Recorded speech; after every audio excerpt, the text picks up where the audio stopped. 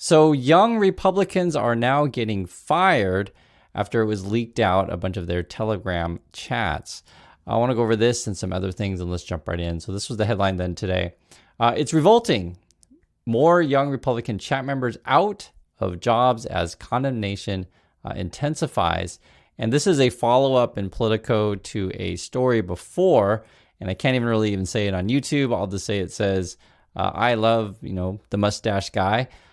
Leaked messages expose young Republicans' racist chat. If you want to go through all of their chats, you can certainly find them online. You can see some of them here. I'll just say this. It's kind of what you would expect it to be, right? It's going to be against certain groups of people, certain kind of language, aggressive against women, all these kind of things, right? This stuff. Nothing's really shocking here other than this is what you get when the head of the party is Trump, right? And put on top of that, the toxic U.S. culture. And I say U.S. culture because, yes, it happens all throughout the USA. And unfortunately, this is what it is. If I mention it, that it happens in more than one, not just Republicans, can happen with many groups, people get upset and they'll say, no, Chris, you have to attack Republicans more, right? And I want you to hear yourselves. That's literally, I'll see it in comments. People get so mad if I mention that. It's, hey guys, it could go actually beyond Republicans. It could be a massive problem in the USA. People actually get upset on said things. But I do acknowledge that Trump, as being president, unfortunately, makes the situation worse, right? He's basically internet troll number one, or you could argue Elon Musk is, but both those guys together, internet troll number one, internet troll number two, that sort of represents where the USA is right now. So for example, right, you got all these Republicans getting fired now. Then you got Trump complaining about how he was covered in Time magazine. I guess it was a positive story on him, but he didn't like the photo, right? Think about that. Like, and publication does a great story on you, and then you are upset about the photo. And this was then the headline: the worst of all time, Trump rails against super bad, according to Trump, magazine cover. And I'll let you guys be the judge if you think the photo is good or bad. What did he say here? He said, Time magazine wrote a relatively good story about me. Okay, so he acknowledges that. But the picture may be the worst of all time. They disappeared my hair, and then they had something floating on top of my head that looked like a floating crown, but an extremely small one. Really weird. I never liked taking pictures from underneath angles, but this is super bad picture and deserved to be called out. What are they doing and why? So, and what else do these young Republicans learn from Trump? I mean, it's hard to even talk about this because it's just so stupid. It's like every day we're inundated with this dumbness, or you could talk about idiocracy or whatever. It's what it is. All right, so what's going on here? The leaders of Republican groups throughout the country worried that would happen if their Telegram chat ever got leaked, but they kept typing away, right? Talking about various groups, using various kind of words that are inappropriate, And then I guess essentially they were charging, this is probably stuff to parties and stuff like that, not paying it back.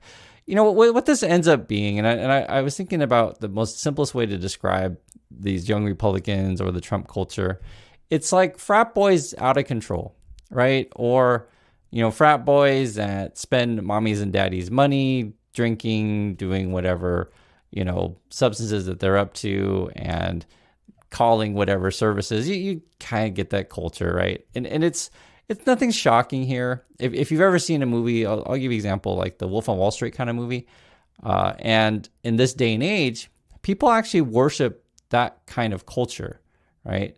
It's like if you've got money and you want to behave like Trump and do all the Trumpy stuff that, you do, and put in the most basic terms, cheating your wives, cheating your girlfriends, that kind of stuff, right? In any number of ways. And it becomes so normalized in the USA, there's people who dream of that lifestyle. And then they go throughout their lives and they get multiple divorces, multiple kids, and multiple partners. And that's, I guess, a big part of Trump's administration. And I don't mention it all the time because it's a sensitive topic in the USA. It's just laughable, like how ridiculous this stuff is. But it represents an overall sickness in the U.S. I'm just being frank with you guys, and I'm trying to have an adult conversation with people. But again, it's like it's laughable because it's so stupid. But how do I even address this? I think a lot of it has to do with kids these days don't have good role models. I think that's a good way to put it. So for example, let's say you wanted to look to JD Vance as being your role model. I know you guys are laughing like, okay, now we're just, off your rocker. But, JD Vance will even, so his defense will be, well, maybe those young Republicans aren't that great, but look at all the bad people in the Democrat Party, and he'll tweet out some text regarding that. And then people on social media then are going to fight over who's worse, people talking about Charlie Kirk or people who are in this young Republican group, right? That's essentially what all these people are talking about here. And for me, I don't even have an account on Twitter. I'll look at Twitter, but I don't post anything ever on there because I think the whole thing is toxic. And this is a good reflection of U.S. culture, just people fighting all the time. And do I preference one side over? Sure, right? I'll tell you the truth on that stuff. But I also say there's certain things I just don't want to engage in. I don't want to spend all my time tweeting out 100 and whatever characters, fighting over memes and stuff like that. But that's much of U.S. culture. And like I was saying, though, unfortunately, this is like all throughout, because when people, talk about, say, if we remove Trump's administration, will things get better? I'm just saying, guys, it is toxic in the USA and many U.S. work environments.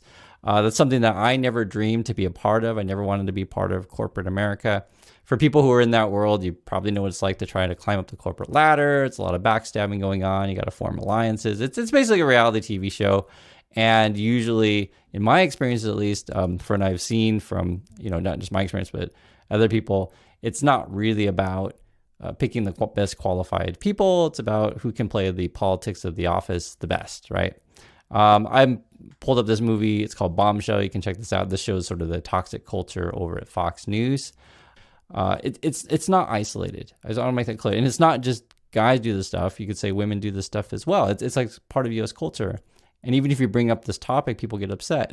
That's how bad it is. But you know what? Sometimes I feel like just telling you guys the truth about this stuff. And it's how can I explain it? My opinion on any of these topics that when we talk about on a daily basis, I just try to come across as like, hey, I'm a regular person. I want to talk to regular people. I don't want to have like endless, fake rage all over social media or trolling each other nonstop. I want to figure out how can we get out of this world. The issue is that for many people, they find this stuff entertaining. So right now, just for example, explain this whole scenario. You had Charlie Kirk. He passed away, as you guys know. But his whole show was based on people arguing with each other. That was his whole show. It wasn't a real discussion. It wasn't about education whatsoever. It was a college dropout that would go to college campuses and argue with college kids. And he would selectively edit stuff to make people look bad. That's basically what it was. And he even got called out on South Park over that. And then ultimately, you're right, he was killed, as you guys know. And I don't condone any of the stuff at all. I'm calling it all toxic. And then people are fighting over which side is more toxic. That's USA culture. Like, let's fight over which side is more toxic. And I point to you guys to this study recently, which is really telling. It's nothing shocking, and none of the stuff is shocking, but it helps you understand the world that we live in, right? Kids who use social media score lower on reading, memory, and memory tests. Basically, it was actually quite interesting. The more exposure to social media, the worse you do on your tests, right? And even just a little bit of exposure, you'll score 1 or 2 points lower than people who have minimal. And it's gotten to the point to where I think they're talking about, like, say, 13-year-olds, something like that, could use upwards of 3 hours plus of social media. And I think a lot of kids these days are on their phones nonstop, where schools are probably gonna have to ban said things. And I'm just mentioning the social media stuff because I think a lot of this kind of culture, right? All these texts and these Republicans with this stuff, I like I said, I don't think it's isolated, because USA, the way things are done and things are chosen, they prefer to pick certain kind of candidates that look a certain kind of way and say certain kind of things on TV to please whatever TV audience that they're going for. And that's kind of how it is. And essentially what it ends up being is the people who become famous in USA are the ones who can have the best insults and the best one-liners, and who can tweet out the most stupid stuff on social media the fastest. That's what it is. And if you actually really wanted to solve the nation's problems, I don't think it'd be a crazy thing to say, hey, I want to sit down and talk like adults here, and I want to bring in the most qualified people that I can, regardless of which state you come from, which city you come from, your religion, or your background. It doesn't matter, right? You want to put together a team that are capable and competent. And I don't think I'm saying anything crazy. And it's weird though, because again, the way much of the USA is done these days, it's all about loyalty and which connections do you have, etc. And it becomes a very, very toxic environment in that world. So that's sort of my point of view on this stuff. I know it's I kind of meander when we have these discussions, but I do want to let you know that there are actually real people out there who can talk like adults and do. But unfortunately, though, it seems like the children are running the roost at the moment. So do appreciate your time, everyone. Thank you for watching, and I'll catch you on the next video.